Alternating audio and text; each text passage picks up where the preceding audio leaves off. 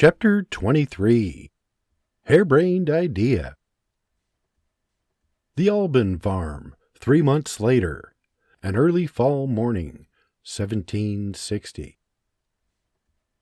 William and his sons John, Robert Jr., and 7-year-old James are chopping and stacking firewood in the yard, with Johnny the Foxhound frolicking about, barking at the autumn leaves of red, orange, and gold as they glide through the air and across the ground to destinations unknown.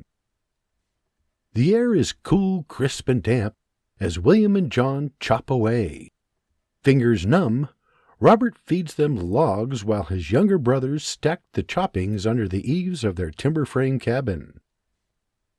Junior places an armload on top of the neatly arranged stack, then turns back to the chopping block.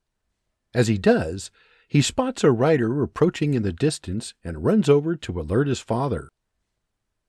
John is mid-lift with his axe when he spots his little brother running like the wind. Instinctively, he scans the area.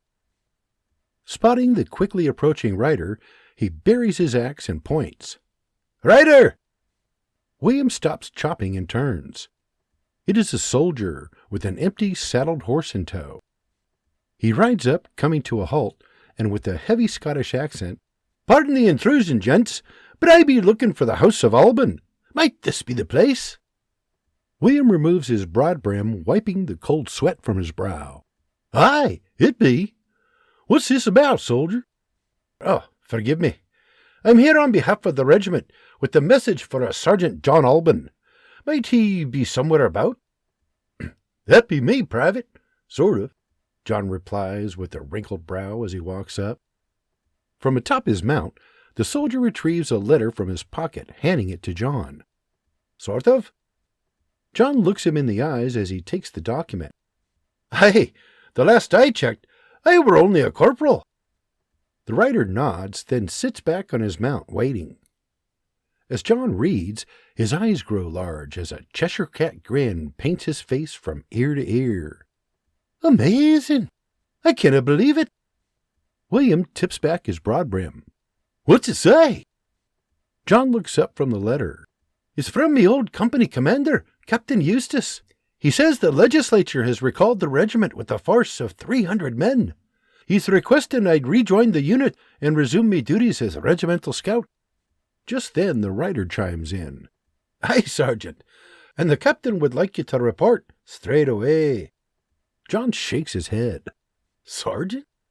"Aye, Captain Eustace ordered me to deliver this here message to a Sergeant John Alban straight away, and should he accept his offer, I'm to accompany him back to Fort Loudon without delay." "Now? This very instant?" William raises a hand, getting John's attention, and with a raise of his brow, "Sergeant Alban, might I remind you this here soldier is only following orders." John gathers himself, and with a nod turns to the rider. "Private Jennings, Sergeant. Private Jennings." John stands to attention. "Private Jennings, here are your new orders. Ride back to Captain Eustace and inform him I am honored to rejoin the regiment, and I'll report for duty first thing in the morning. Understood?" "But you have your orders, Private. Carry on." "Aye, Sergeant. First thing in the morning." "Good. Now make haste. Captain Eustace is awaiting my reply." Before turning for Fort Loudon, he hands the reins of the other horse to John. "Aye, Sergeant. Thank you, Sergeant." As the rider races away, John walks the horse to the hitching rail, handing the message to his father as he passes. William glances over it for a moment, then turns his eyes to John. "Where are you going?" "To tell Ma and gather me gear." Later that evening, the supper table is somberly quiet, with the sounds of even the utensils muted by the news of John's pending departure. The feeling, by all but John, that of a funeral for a dearly departed. It has been wonderful having the family together again, even if only for a few months. But duty calls, and everyone knows it is the call John has been waiting for. Sadly for them, he is off for Winchester at the crack of dawn. The autumn air is brisk, so they spend their evening together, gathered around the hearth, telling stories and warming themselves with hot tea and shortbreads. As they sit talking and laughing, William excuses himself and heads outside for a puff on his pipe. Moments later, he is joined by his eldest son. "Look at that, another beautiful night in the Shenandoah." Smoke lofting from his mouth, William finishes lighting his pipe.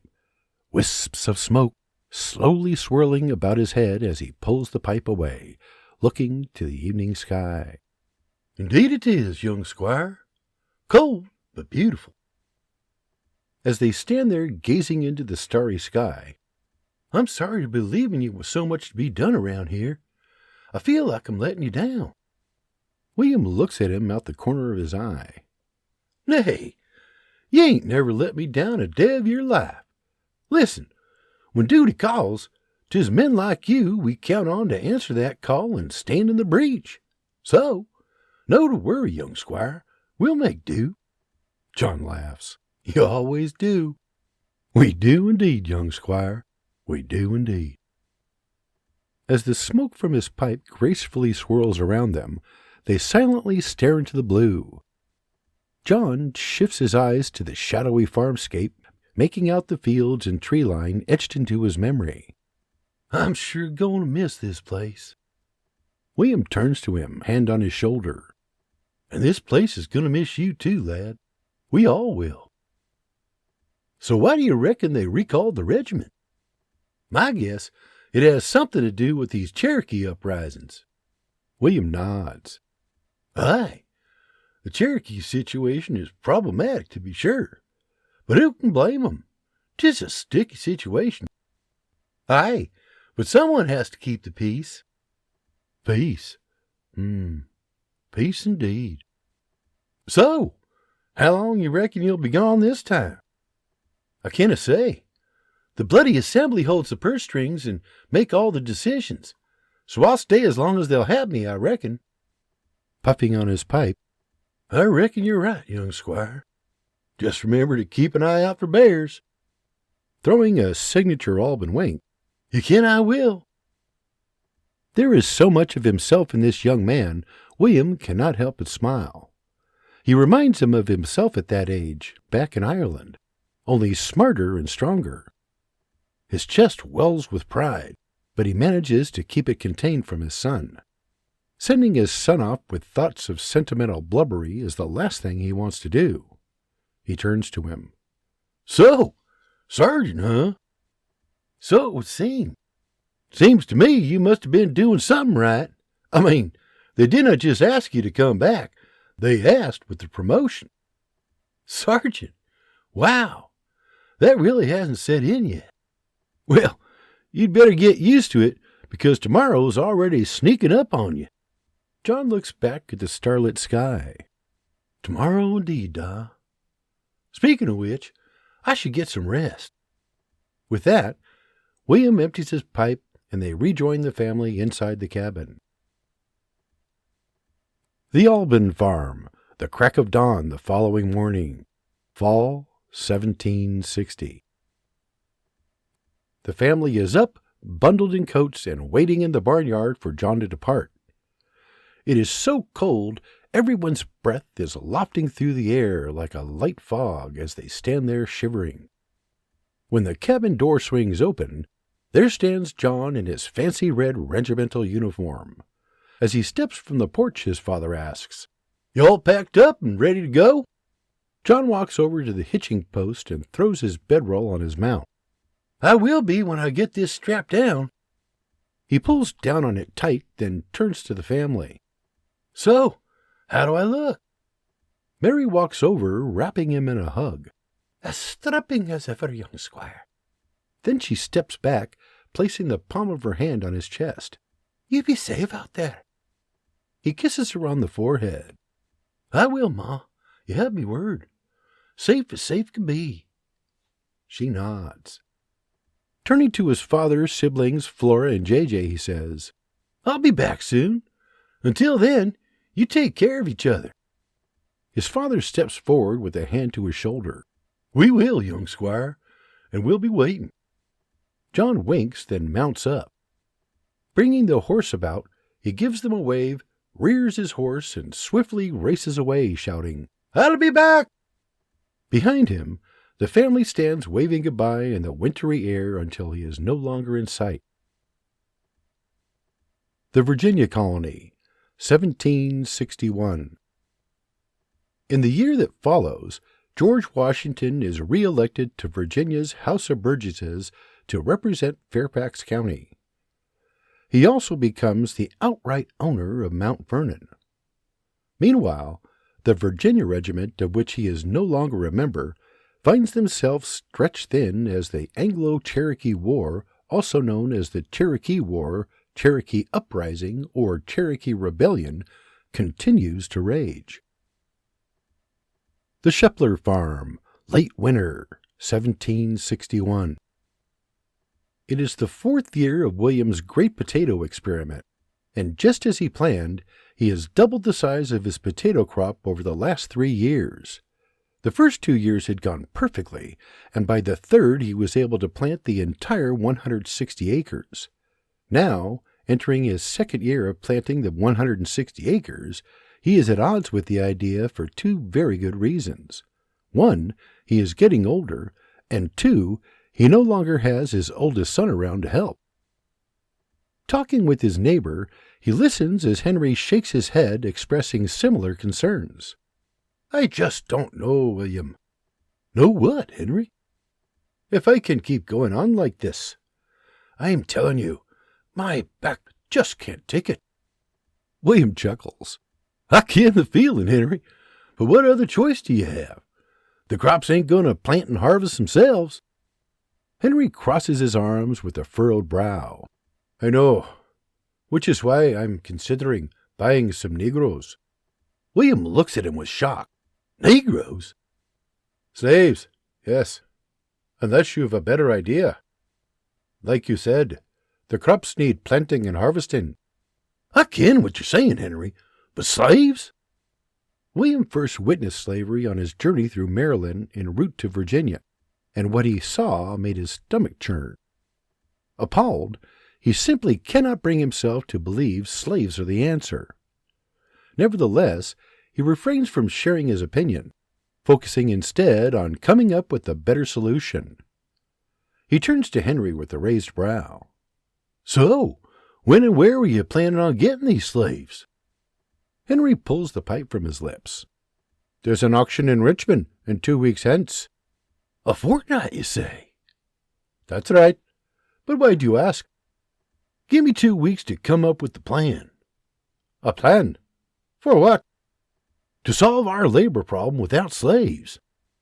Henry sighs. "It had better be a damned promising idea, William, or I'm getting those slaves." 2 weeks, Henry. Do we have an accord?" Henry looks at him sternly. 2 weeks, and only because you've never let me down before. But after that, I'm off to Richmond." Over the weeks that follow, William racks his brain for a solution but comes up empty. His despair haunting him, he sits on the front porch staring into space when he hears his son James laughing across the yard. When he turns to the sound, he spies him working in the garden with Mary, and eureka! The Shepler Farm, the following morning, late winter, 1761. William is standing on his neighbor's front porch when Henry appears in the doorway. "William, please come in." "Actually, Henry, I were hoping you and John might step outside so we can talk." He nods. "I see." He turns to his son. "John, might you join us outside? William is requesting an audience." Moments later, they are in the barnyard. "So, what's this all about?" 2 weeks ago, you expressed your concerns about planting potatoes this year, and for good reason. 'Tis a hell of a lot of work, and like me, you ain't getting any younger." John pokes his father in the ribs. "You can say that again." Henry gives him a raise of his brow, and John shrugs. "What? It's true. We all are." Annoyed, Henry turns to William. "Now that you have pointed out that I'm getting old, you may want to get to the point while I'm still breathing." "Well, first, let me just say I understand the problem you're facing, because I'm facing it too. However, let me also say, I've seen slavery, and frankly, 'tis a horrible thing. What's more, I dinna see it suiting you. You're no slave owner, Henry. 'Tis simply knowing your nature. At his wit's end, you might be right, but what else am I to do? I can't quit, and I need to plant, or my farm will go under. If that were to happen, how would we survive? Henry, your concerns are as real for you as they are for me. Believe me, I understand. What if I said I had a solution that didn't involve slaves?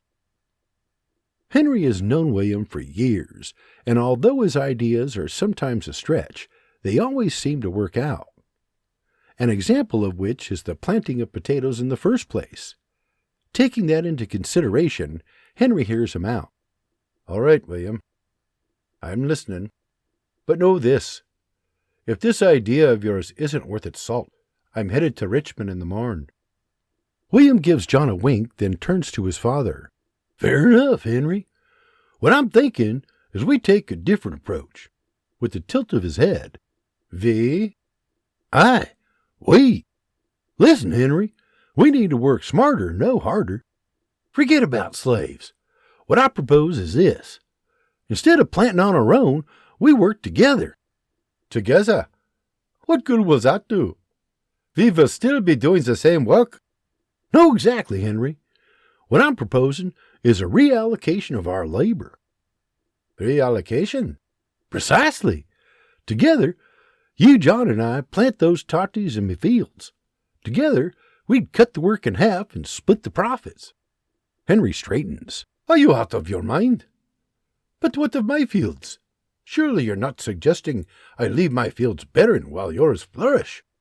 That's just silly. Of course not. The idea is no for me to flourish whilst you perish. Just hear me out. Henry crosses his arms, unconvinced, as William shares his proposal. Your fields will no be barren. While we're working the toddy field, Mary, Flora, and the children plant a far less labor-intensive crop in your field. Corn fits that bill and is in high demand.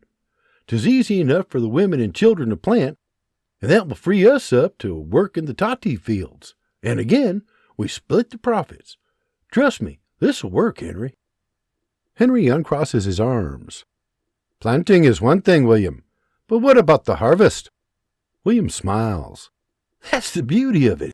The potatoes will be ready for harvest a good month before the corn, so all of us can harvest the potatoes together. Then, 4 or 5 weeks later, we can team up again to harvest the corn. Think of it. 2 farms, 2 different crops, half the labor and no less profit. What do you say? Henry removes his straw hat, running his fingers through his gray hair. This is an idea that has never crossed his mind, but its premise is sound. And the more he thinks about it, the more it makes sense. He glances at his son, who gives him a nod of approval. Dropping his shoulders, he turns to William. You've come up with some crazy ideas over the years, but somehow, remarkably, they always seem to work out. And although this one is as crazy as I've ever heard, it's just crazy enough to work. A smile creeps across William's face, and he reaches out a hand. So, do we have an accord? Henry takes his hand. I believe we do.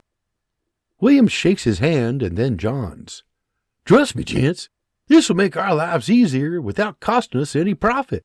You'll see, and come harvest, you'll be glad you did. We shall see, William, we shall see. Indeed we will, Henry. John is standing beside his father, staring at William with a sinister grin.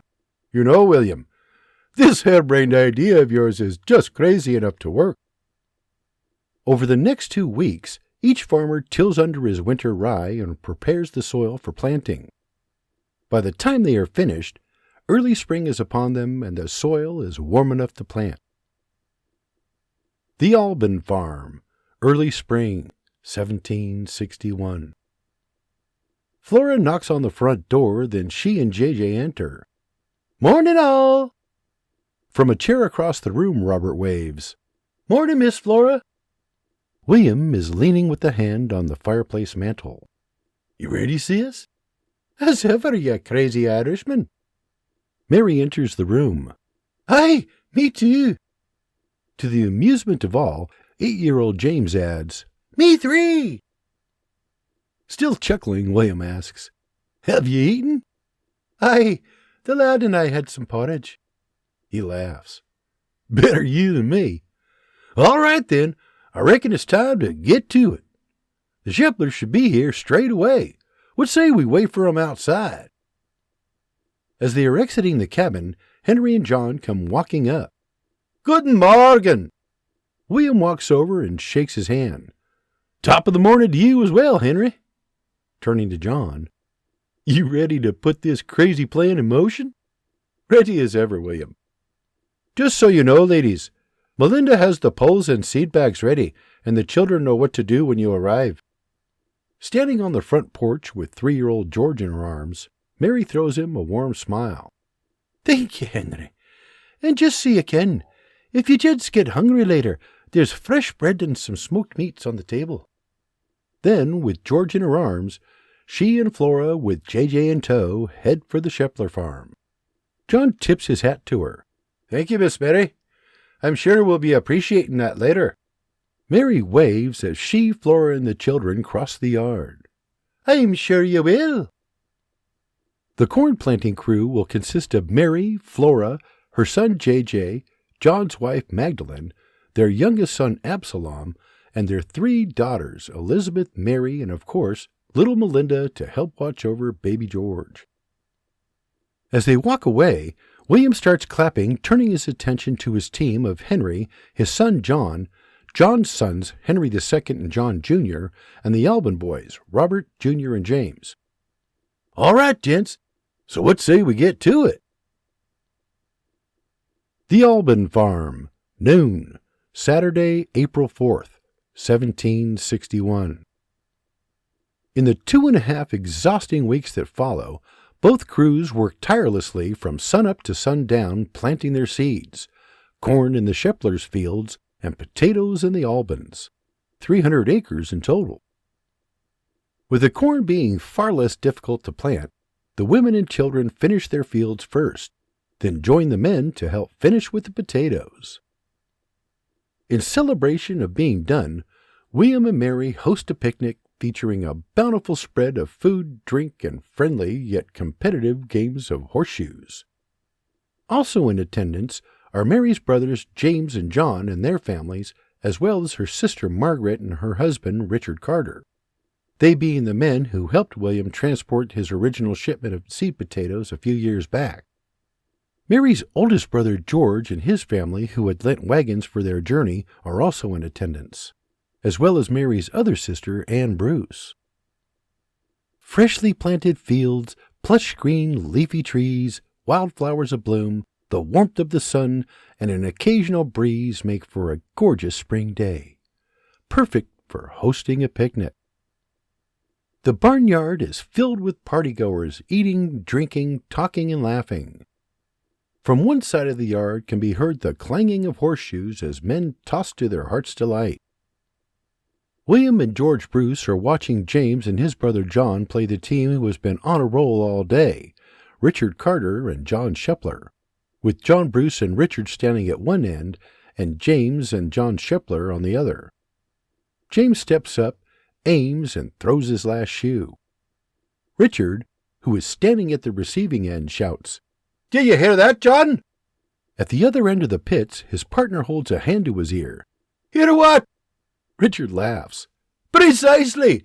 That were so far off, all they got were dirt." As Richard and his partner laugh, James throws him a dismissive wave. "You two are out of control. 'Tis pathetic." Richard shouts, "The only thing pathetic around here is your game, or dare I say, lack thereof." Shepler shouts, "What's that?" Before James can get a word in, Richard shouts, "I said his throws are pathetic." William and George are laughing, and just as James opens his mouth, Shepler shouts, "You can say that again. Worst horseshoe player ever." William and George laugh even harder. Under his breath, John Bruce murmurs, "He's no scored a single point all day." Richard looks at him, shaking his head as John spreads his arms in frustration. "How do you no score a single point? How?" Richard grins. "I think you be needing a new partner." John shakes his head in disgust. Just then, Magdalene clangs the dinner bell, getting everyone's attention. When they turn to see what's going on, they spy her father-in-law Henry standing in the distance, lifting a pint of homemade ale. "Gentlemen, forgive the interruption, but I asked Magdalene to ring the bell over concerns you may not be having fun." As Richard and his partner exchange a glance from across the pit, George shouts from the sideline, "The only ones no having fun are James and John. They've no won a single game." As the laughter subsides, Henry continues, "All tomfoolery aside, I want to raise a toast to the man whose ideas, crazy and risky as they often are, still never cease to amaze me." Lifting his pint, "William, before you came to me with this harebrained idea, I was desperate. So desperate, I was considering doing something completely against what the good book taught me. And from the depths of my soul, I was at odds with it. So I prayed, and I asked God to send me a solution worthy of his Son. Lo and behold, he sends me you. If that's not proof the good Lord has a sense of humor, I don't know what is." William looks at him, laughing and nodding, as chuckles rise from the group as Henry continues. "I know, but it's true. And despite my doubts, I chose to walk by faith and not by sight." Amens and nods rise from the crowd. "Needless to say, I am forever grateful I did, for today the results speak for themselves. Proof there is power in prayer, and proof that your ideas may not be as harebrained as one might assume," Carter shouts. "Like loading a broken wagon into another and towing it for 20 miles. Henry points at him. "Well said, sir. And so it is. I lift my mug to William Bruce Alban, my friend, my neighbor, and my partner. Prost!" Cheers rise from the group as they lift their mugs in praise, followed by hear-hears, clapping, and whistling as William gracefully removes his broad brim and bows. The Alban Farm, 8 weeks later, Saturday, May 30th, 1761. Standing side by side, William and his partner proudly soak in the view of the Albans' plush potato-covered fields, the backdrop to which are the tall, hardy grain stalks of corn thriving in Henry's field beyond. "That corn looks to be about 7 foot tall, Henry. What say you?" Bringing a hand to his chin, "I'd say just over 6, but give it another week, and she'll be a good 7. William crosses his arms, nodding. Henry looks at the foreground. "I see our flowering potatoes have started to die back. Won't be long now." "Aye! Give 'em another 2 weeks in the ground, and the skins will be tough enough to harvest." Still scratching his chin, Henry stares out at the corn. "It's going to be close." "Aye, it will be. There'll be no time to waste, that's for sure. By me calculations, as soon as we're done harvesting the toddies, it'll be time to get busy with the corn." The Alban Farm, 3 weeks later. William's 61st birthday, Monday, June 22nd, 1761. William and Henry have been watching as their once plush green potato foliage dies back, signaling it is time to harvest their precious spuds. After talking it over at church the day before, it was decided the harvest should begin first thing the following morning. Now, in the pre-dawn light, with their wagons hitched and their team gathered, William and his crew stand at the edge of the 160 acres ready to go. Prior to beginning, Henry walks over and pulls the nearest potato plant for the ground, shakes it, and tosses it aside. Kneeling, he reaches into the fluffy soil with both hands, feeling about. Removing 2 large spuds, he tosses them in his hands, shaking off the loose excess soil. He examines them closely, and with a hearty smile turns and hands them to William. "From one old man to another. Happy birthday, William. William smiles proudly, taking the huge spuds firmly in hand. Thank you, Henry. These are without a doubt the finest birthday present I could ask for. The finest either of us could ask for. William examines them, nodding. Indeed. Turning to the crew, he holds both beauties in the air. What do you say? Shall we begin? Beating the group to the punch, Flora shouts, Aye, while I'm still young. And with a hearty chuckle, the band of brothers get to harvesting. As the men pull and discard the plants and turn the soil, the women and children follow behind, unearthing, retrieving, and bagging their bounty of potatoes. As the bags fill, they are loaded into wagons and hauled to William's massive root cellar for storage. Their system, quick and efficient. For the next many long, hard days, the crew pulls, digs, retrieves, and loads every potato they can find, laboring for no less than 10 hours a day. In just short of a month, they successfully harvest the entire crop. The Shepler Farm, 1 month later. The crack of dawn, Wednesday, July 22nd, 1761. With the crop finally ready and no time to waste, William and Henry's crew gather once again to harvest the Sheplers' 160 acres of corn. To the crew's delight, harvesting corn is far easier than digging up potatoes, and in just 3 days they harvest the entire 160 acres, yielding 25 bushels per acre or 4,000 bushels in all. And the good news gets even better when William and George Bruce, who took over his father's corn mill after his passing, strike a deal for the purchase of their entire harvest. Sweetening the deal, George sends several wagons to the Sheplers in advance of the harvest, allowing them to deposit the corn directly into their beds for transport to the mill. There, it will be ground into meal and sold on the local economy. As the last of the wagons head for Brucetown, Henry removes his hat, wiping the sweat from his brow. Phew! That was an extraordinary adventure. With the rest of the crew looking on, William removes his broad brim, wiping his forehead with a sleeve. And there it goes, off to the mill. Henry slaps a hand on his shoulder. Shillings in the pocket, my friend. Shillings in the pocket. William nods. Shillings indeed, partner.